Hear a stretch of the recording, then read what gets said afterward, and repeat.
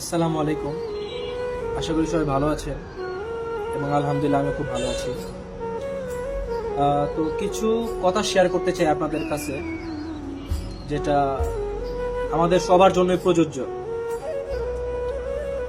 তো মানুষ কিন্তু আপনার দাঁত থাকতে কিন্তু দাঁতের মূল্যটা দেয় না, কখনোই না। ধরেন আপনি যখন আপনার দাঁত থাকে তখন এই জিনিসটা আমরা কেউ কিন্তু খেয়াল করি না, আমাদের ব্রেনে কিন্তু জিনিসটা আসে না। যখন এই জিনিসটা ঝরে পড়ে যায় বয়সের সাথে সাথে, তখন আমাদের আপনার মাংস খেতে মনে চায়, অনেক ভালো মন্দ খেতে মনে চায়, কিন্তু আমরা তা পারি না।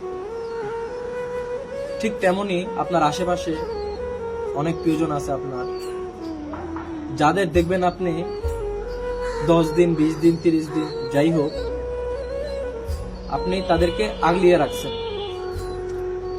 তো পরবর্তীতে যখন আপনি মাত্র একটা দিন বা একটা ঘন্টা কিছু সময়ের জন্য যদি তাকে অবহেলা করেন, তাকে যে আপনি 5 বছর 10 বছর 20 বছর আগলায় রাখছেন, সেটা কিন্তু সে ভুলে যাবে।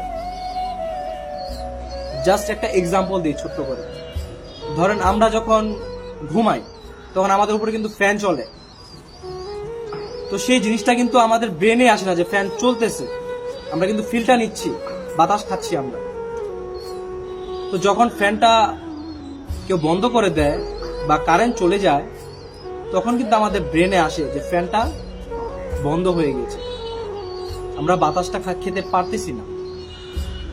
তখন আমাদের কি কেউ কেউ আমরা গালি দেই, বা কেউ কেউ আমরা মনে করি যে এখন কারেন্ট চলে গেল, হ্যান ত্যান এটা ওটা।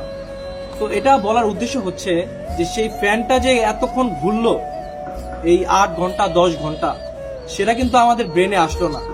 আমাদের ব্রেনে কি আসলো, সেটা বন্ধ হয়ে গেছে। কিছু কি বুঝতে পারতেছেন আপনি? তো ঠিক তেমনি কিছু কিছু মানুষ আছে আমাদের আশেপাশে, তারাও সেম এইরকম। আসলে হইতেছে কি, আপনি মানুষকে কখনোই সন্তুষ্ট করতে পারবেন না, কারণ মহান আল্লাহ তাআলা মানুষকে সন্তুষ্টি দেয় নাই। তো পরিশেষে এটাই বলতে চাই, নিজেকে নিয়ে বাঁচুন, নিজেকে সময় দিন। আসসালামু আলাইকুম।